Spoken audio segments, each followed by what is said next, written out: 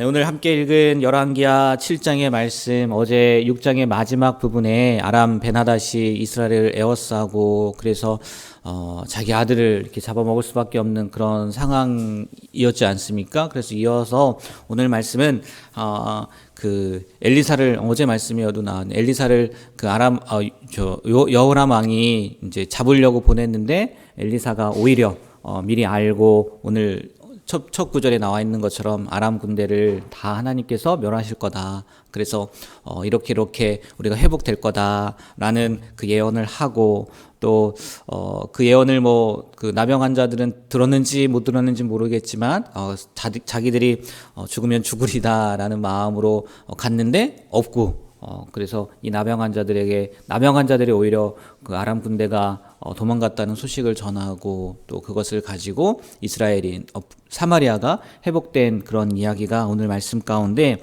기록이 되어 있는데, 그러니까 오늘 그 전반절에는, 그러니까 3절에서 한 11절까지는 이 나병 환자들이 가서 그 소식을 전하는 것, 그 사건을 본 거, 그리고 후반절은 이제 정말 그것이 맞나 틀리나 이제 가보는 사건인데, 오늘도 이 두 가지만 전하려고 합니다. 먼저 이 3절에서 11절 말씀을 보면 그 엘리사가 예언을 했단 말이에요. 내일 이맘때 아람 군대가 물러갈 거다. 그리고 사마리아는 예전처럼 생활하게 될 거다라고 했는데도 불구하고 어떤 내용이 나오냐면 그러니까 그 사마리아 사람들이 나와요, 안 나와요? 나오지 않아요.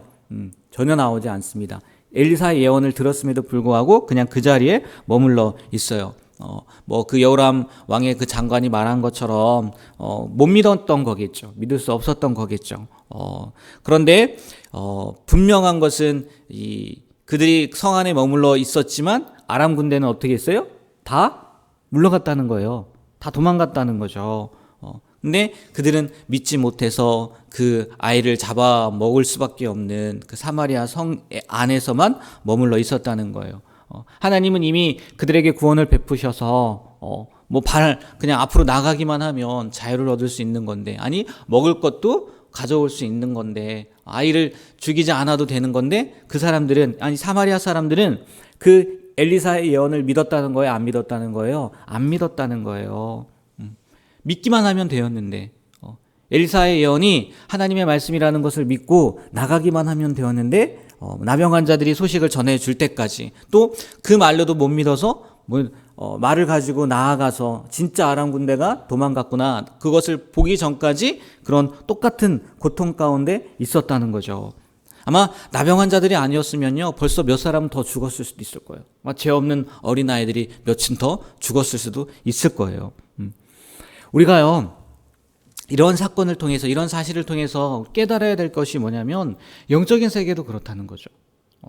그냥 이 역사적인 일, 우리 주변에 일어나는 일, 그것뿐만이 아니라 영적인 세계에 있어서도 마찬가지라는 거예요. 그렇지 않습니까?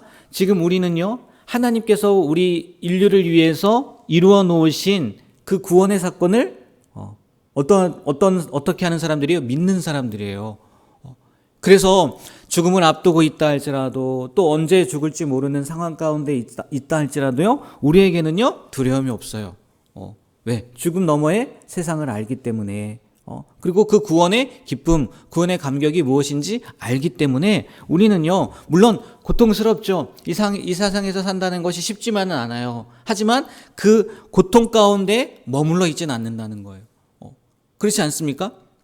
우리에게는 그 구원의 기쁜 소식이 있으니까. 그러나 이미 하나님께서 이 구원을 베풀어 주셨음에도 불구하고, 그렇지 않아요? 이미 베풀어 주신 거란 말이에요. 그래서 우리는 그것을 믿는 거고요. 세상 사람들은 그 사실을 믿어요? 못 믿어요? 못 믿어요. 그래서 어떻게 하면 미래를 준비할까? 어떻게 하면 더 행복해질까? 노력을 하지만 그 노력들이요 그들을 구원할 수 있겠느냐는 거예요. 어떻게 보면 지금 이 사마리아 땅 가운데 있었던 그 고통 가운데 있던 사람들처럼 이 세상 사람들도 살고 있다는 거죠. 때문에요 우리는요 그 구원의 기쁜 소식을 듣고 죽음의 성에서 벗어난 존재이지 않습니까? 그래서 우리는 늘 감사하며 살 거예요. 그런데 이 감사함으로만 끝나는 것이 아니라 더 나아가서는 어떻게 해야 되겠습니까? 오늘 말씀 9절 말씀 나병 환자들이 이렇게 고백을 하지 않습니까? 제가 한번 읽어드릴게요. 9절인데요.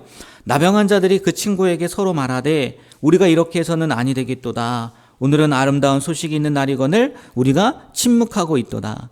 만일 밝은 아침까지 기다리면 벌이 우리에게 미칠지니 이제 떠나 왕궁에 가서 알리자 하고, 그 구원의 기쁜 소식을 믿는 우리, 알고 있는 우리 어떠한 삶을 살아야 되겠습니까? 이 나병 환자들처럼 전하는 삶을 살아야 된다는 거죠. 기쁜 소식을 정말 그것을 아직도 알지 못하고 절망 가운데 살고 있는, 낙심 가운데 살고 있는, 그리고 두려움 가운데 살고 있는 세상 사람들에게 전할 의무가 우리에게 있다는 거죠. 오늘 한 전쟁을 통해서 나온 이야기지만 영적인 부분으로 우리가 생각을 하고, 우리가 이 기쁜 소식을 알고 있는데 아직도 그 소식을 듣지 못하고 알지 못하고 어려움 가운데 있는 세상 사람들에게 우리가 전해야 될 의무가 있겠구나 라는 것을 기억하며 오늘 내가 누구에게 이 복음의 소식을 전해야 될지, 복음의 기쁜 소식을 전해야 될지 고민해보고 또 그 만남을 통해서요 복음을 전할 수 있는 우리 오늘 하루가 되었으면 좋겠어요.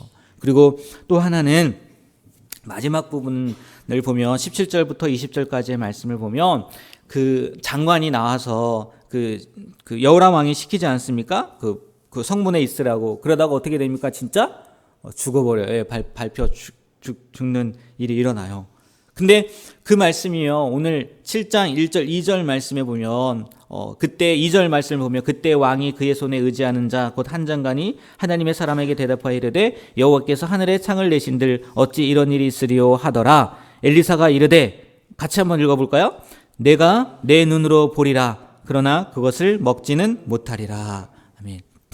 정말 엘리사가 앞에 예언을 했는데 그 뒤에 7장의 마지막에 어떻게 됩니까? 그 예언대로 그 장관이 죽는 사건이 이루어졌어요. 물론 이 장수가 처음부터 기록된 건 아니에요.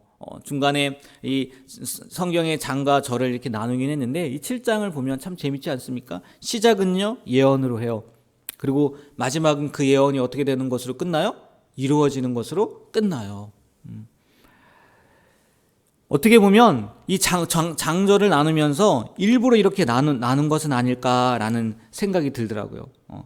예언으로 시작해서 그 예언이 어떻게 되는 거예요? 끝나는 거예요. 예언대로 되는 거예요. 여러분 정말 그렇거든요. 하나님께서요 예언하신 것이요 이루어지지 않은 것이 없어요.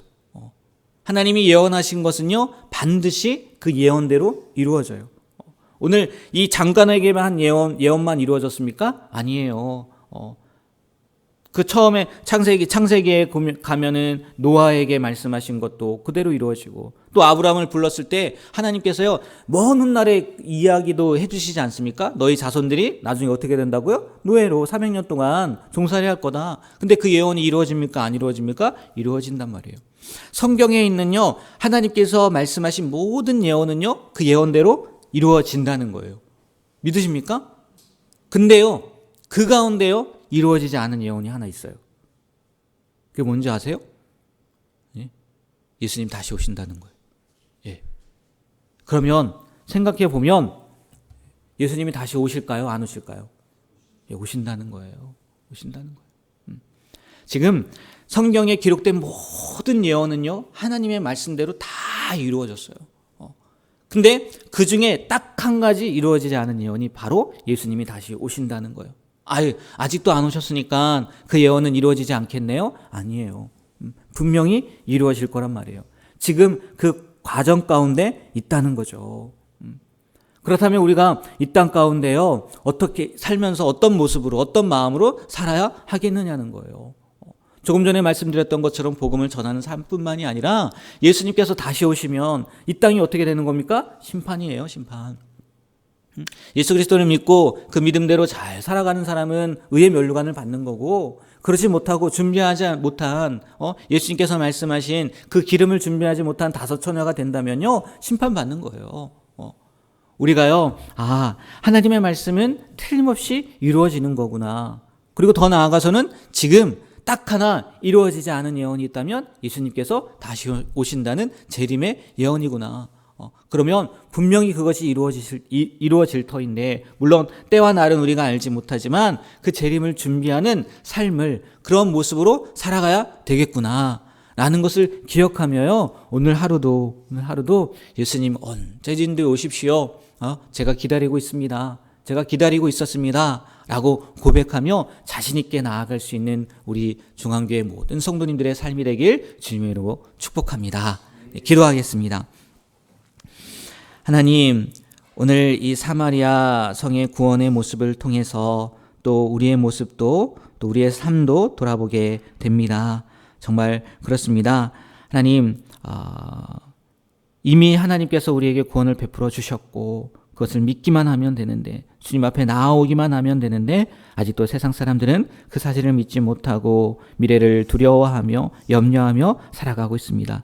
먼저 믿은 자로서 그들에게 복음의 기쁜 소식을 전하는 우리가 되게 하여 주시고, 더 나아가서는 분명히 예수님께서 다시 오신다는 그 예언이 이루어질 것인데, 우리가 그 예언을, 예수님이 다시 오시는 날을 준비하며 하루하루 최선을 다하는 삶을 살아가는 우리가 되게 하여 주셔서 주님께서 언제 오시든지 아멘, 주 예수여 어서 오시옵소서 라고 고백하며 나아가게 되는 그런 귀한 믿음의 삶, 신앙의 삶을 살아가는 우리 모두가 되게 하여 주시옵소서. 예수님의 이름으로 기도합니다. 아멘.